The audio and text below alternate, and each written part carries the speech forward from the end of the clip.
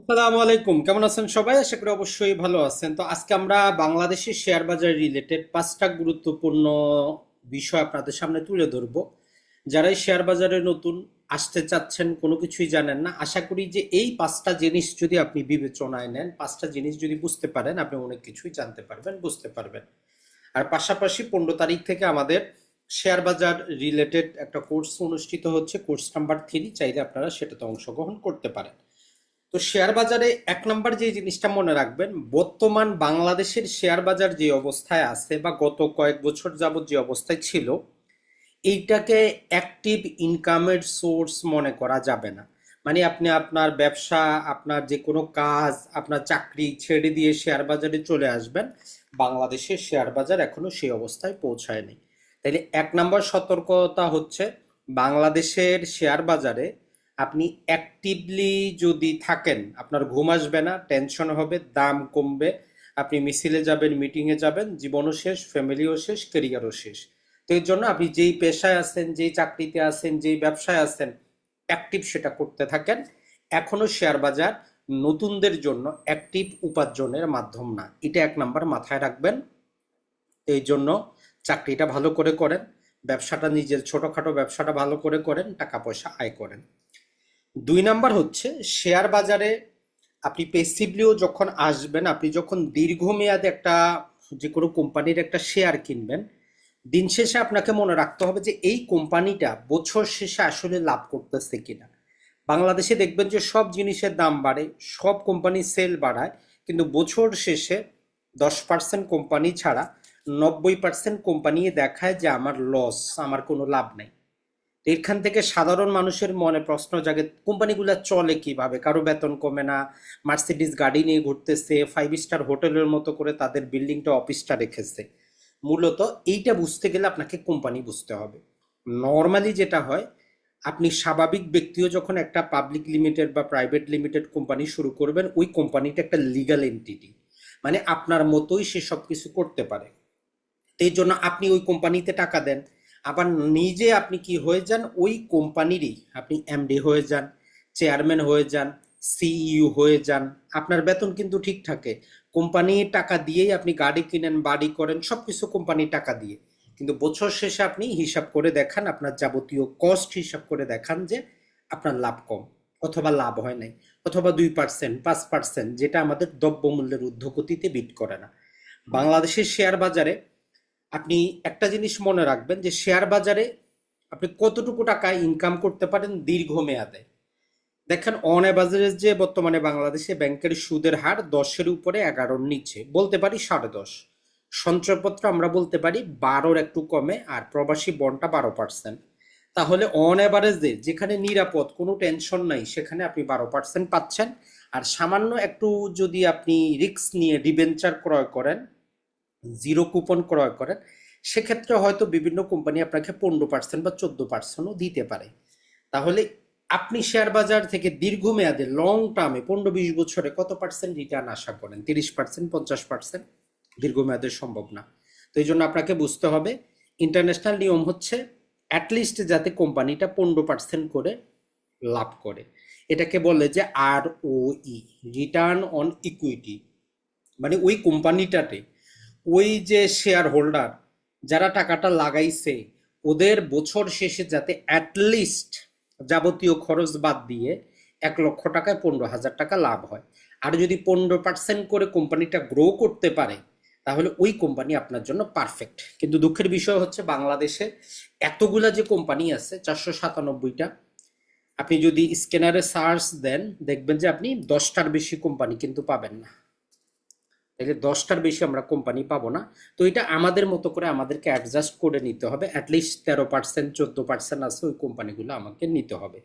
তাহলে মূল কথাটা হচ্ছে, এই যে কোম্পানিটার আমরা গত 5 বছরের ROE দেখব, রিটার্ন অন ইকুইটি দেখব, শেয়ার হোল্ডারদের জন্য কোম্পানিটা কি আসলে কোনো টাকা ইনকাম করতেছে।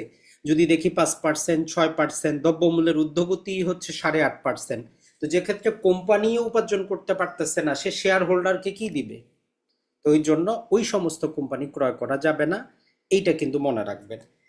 এরপরে 3 নাম্বার যে জিনিসটা হচ্ছে, আপনি যখনই লং টার্মে দীর্ঘমেয়াদে বিনিয়োগ করার চিন্তা ভাবনা করবেন, এক্ষেত্রে আপনাকে ওনারের মতো চিন্তা ভাবনা করতে হবে। মনে করতে হবে বিজনেসটা আপনার, আপনার কাছে 1 বিলিয়ন টাকা আছে, আপনি টোটাল বিজনেসটা ক্রয় করতেছেন, তাহলে বিজনেসটা দিয়ে আপনি ভবিষ্যতে কি করবেন, ভবিষ্যতে জায়গা আছে কিনা, ব্যবসাপাতি ভালো হবে কিনা, কোনো ঝুঁকি আছে কিনা, এইটা একটু চিন্তা করবেন।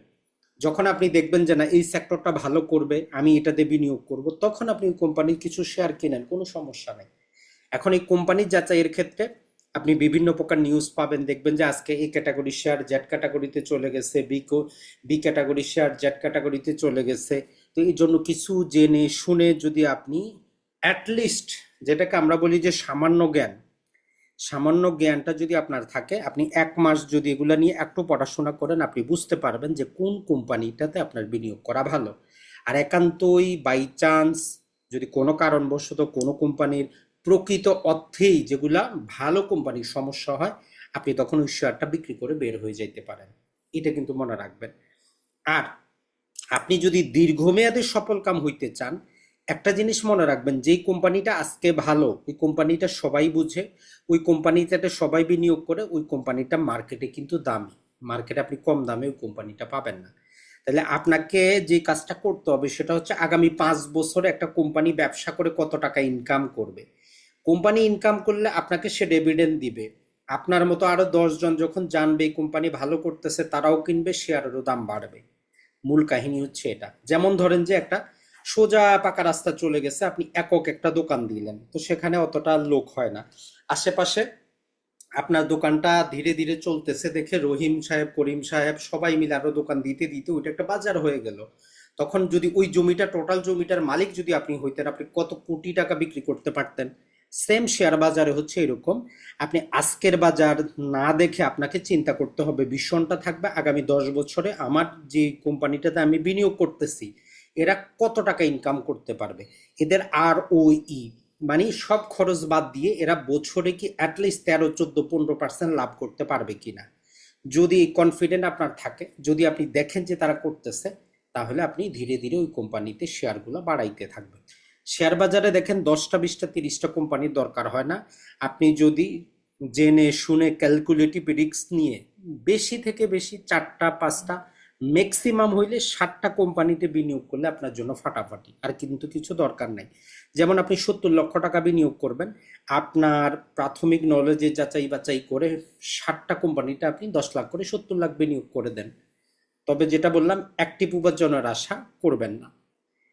এরপরে যে জিনিসটা হচ্ছে শেয়ার বাজার এবং আমাদের এই যে বিটকয়েন আছে, গোল্ড আছে, আরো নানা প্রকার জায়গাগুলা যেগুলো আমাদের আছে, কমোডিটি যেগুলো আছে, মনে রাখবেন শেয়ার বাজারের প্রতিটা শেয়ারের পিছনে একটা কোম্পানি বিদ্যমান। কিন্তু বিটকয়েনের পিছনে কিন্তু কোনো কোম্পানি নাই। বিটকয়েন কোনো ডিভিডেন্ড কিন্তু আপনাকে দেয় না, গোল্ডও কোনো ডিভিডেন্ড দেয় না, সিলভারও কোনো ডিভিডেন্ড দেয় না, অয়েল কমোডিটিগুলো আপনাকে কিন্তু কোনো ডিভিডেন্ড কিন্তু দেয় না। তো এই জন্য বিটকয়েন, ফরেক্স ট্রেডিং বা অন্য যেগুলোই বলি, ওগুলাতে আপনাকে ট্রেডিং করতে হয়, সেগুলাকে আপনার হিউজ ক্যাপিটাল থাকলে আপনি উপার্জনের মাধ্যম নিতে পারেন। কিন্তু শেয়ার বাজারটা আমরা যেটা বলবো, শেয়ার বাজারে আপনার ওই ট্রেডিং এর মতোই আপনি বেনিফিট পান, পাশাপাশি বছর শেষে একটু মুনাফাও পান। তাহলে শেয়ার বাজারে আপনার দুই প্রকারের লাভ। যদি আপনি ভালো কোম্পানি দেখে ধৈর্য ধরি থাকে, ভালো কোম্পানির দামে কমে থাকলে যদি ক্রয় করে রাখতে পারেন, বছর শেষে সেটা আপনার, তারা কিন্তু আপনাদের দাম কিন্তু দিবে, বোনাস কিন্তু দিবে, ডিভিডেন্ডস কিন্তু দিবে, এটা কিন্তু মনে রাখবেন। কিন্তু বিটকয়েন বলেন, গোল্ড বলেন, সিলভার বলেন, অন্য যেগুলো আছে, এগুলোতে কিন্তু ব্যাক সাইডে কোনো কোম্পানি নেই যেটা ব্যবসা করে আপনাদের টাকা দিবে। তো এই জন্য যারাই প্যাসিভ ইনকাম অর্জন করতে চান, শেয়ার বাজারটা আপনার জন্য কিন্তু। এখন আসি শেয়ার বাজারে আমাদের সমস্যা, যেটা আমরা চিন্তা করি কত টাকা দিয়ে শুরু করব, কত টাকার দরকার। মনে রাখবেন শেয়ার বাজারে মূল হচ্ছে শেয়ার সংখ্যা বাড়াইতে পারলে আপনার লাভ। এখানে আপনার টাকা কত সেটা ম্যাটার কিন্তু করে না। তারপরে অন অ্যাভারেজ যে বাংলাদেশের শেয়ার বাজারে যদি আপনি ভালো টপ কোয়ালিটির, ভালো কোয়ালিটির ব্যাংকিং সেক্টরগুলো বাদ দিয়ে যদি বিনিয়োগ করতে চান, আপনি একটা শেয়ারও কিন্তু কিনতে পারেন।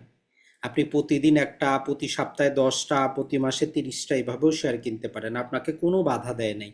এমন না যে আপনার 5,000, 10,000 শেয়ার একসাথে কিনতে হবে, এমনও কোনো কিন্তু কথা নাই।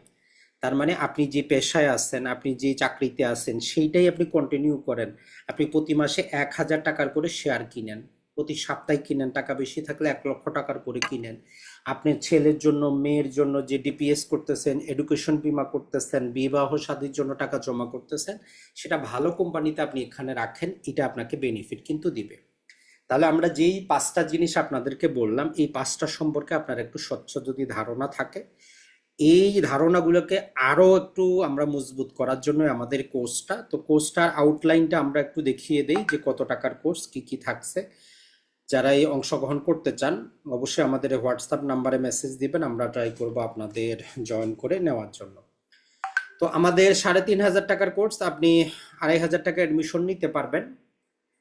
তো আমাদের 15 তারিখের ক্লাসটা সবার জন্য উন্মুক্ত আছে, আপনি চাইলে ওই ক্লাসে অংশগ্রহণ করতে পারেন। এখানে আমরা আসলে আর্থিক স্বাধীনতা, আর্থিক সচ্ছলতা এবং আমাদের মাইন্ডসেট পরিবর্তন নিয়ে আলোচনা করব।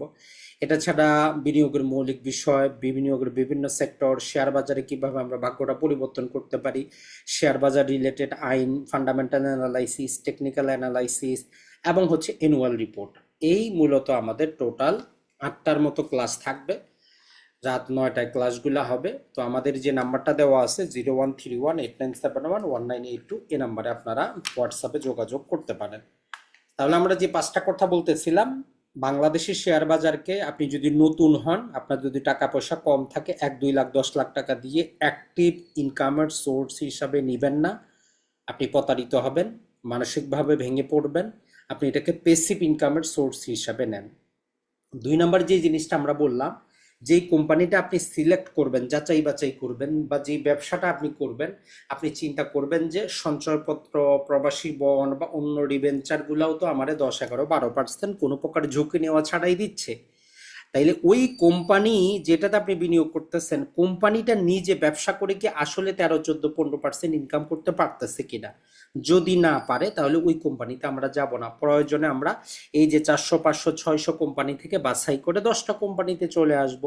ওই 10টা কোম্পানিতে আমরা অপেক্ষা করব, যখন যেটা শেয়ার ক্রয় করার দরকার পড়ে ওইটা শেয়ার ক্রয় করে চুপ মারে বসে থাকবো। এরপরে যেটা আমরা বলেছি সেটা হচ্ছে যে কোম্পানি যাচাই বাছাই আমাদেরকে কিন্তু করতে হবে। প্রতিটা কোম্পানিতে বিনিয়োগ করা যাবে না, সরকারি কোম্পানি বলে বিনিয়োগ করা যাবে না, বিদেশি কোম্পানি বলে বিনিয়োগ করা যাবে না, বা এই সেক্টর ওই সেক্টর, এই যে রাজনৈতিক দল, এখন ওই কিছু মানুষ যে বিএনপি পন্থী ব্যবসায়ী কারা, আপনি দীর্ঘমেয়াদে বিনিয়োগ করতেছেন ভাই। এইবার বিএনপি আসলেও আগামীবার নাও আসতে পারে, এবার জামাতও আসতে পারে। তো এর জন্য কে আসলো কে গেল সেটা না দেখে আপনি কোম্পানির ব্যবসা দেখেন, প্রকৃত অর্থে তারা ব্যবসা করে আয় করতে পারতেছে কিনা। এগুলো কোথায় পাবেন? তাদের অ্যানুয়াল রিপোর্টে পাবেন। কিভাবে পড়বেন 300, 400, 500 পাতার পেজ, সেটা আমরা আমাদের কোর্সে শিখিয়ে দিব। সর্বশেষ হচ্ছে, এই শেয়ার বাজারের পিছনে একটা কোম্পানি থাকে, কিন্তু বিটকয়েন বলেন, গোল্ড বলেন, এদের পিছনে কিন্তু কোনো কোম্পানি নেই। এরা কিন্তু আপনাকে কোনো ডিভিডেন্ড কিন্তু দিবে না, এটা কিন্তু মাথায় রাখবেন। আর শেয়ার বাজারে মূল কত টাকা বিনিয়োগ করলেন তার চাইতে মূল বিষয় হচ্ছে কতটা শেয়ারের মালিক হইতে পারলেন ভালো স্ট্যান্ডার্ড কোম্পানির। যত শেয়ার সংখ্যা বাড়াইতে পারবেন, জীবনে প্যাসিভ ইনকাম তত বাড়বে। বছর শেষে যখন আপনার অ্যাকাউন্টে টাকাগুলো যুক্ত হবে, 1 লাখ, 2 লাখ, 10 লাখ, আপনার অনেক ভালো লাগবে, আপনার জন্য মানুষ কাজ করবে। তো এর জন্য আর্থিক স্বাধীনতা একদিনে পাবেন না। এই বছরে 2026 সালে টার্গেট রাখেন, অ্যাটলিস্ট 12 মাসের মধ্যে 1 মাসের আর্থিক স্বাধীনতা অর্জন করবেন। 27 সালে আরেক মাস, তাহলে 2 মাস, এভাবে আগামী 12 বছরে আপনার স্বাভাবিক জীবন চলতে চলতেই আপনি আর্থিক স্বাধীনতা অর্জন করে চাকরি থেকে অবসর নিয়ে নিজে যেটা ভালো মনে চায় সেটা করতে পারবেন। আসসালামু আলাইকুম, ভালো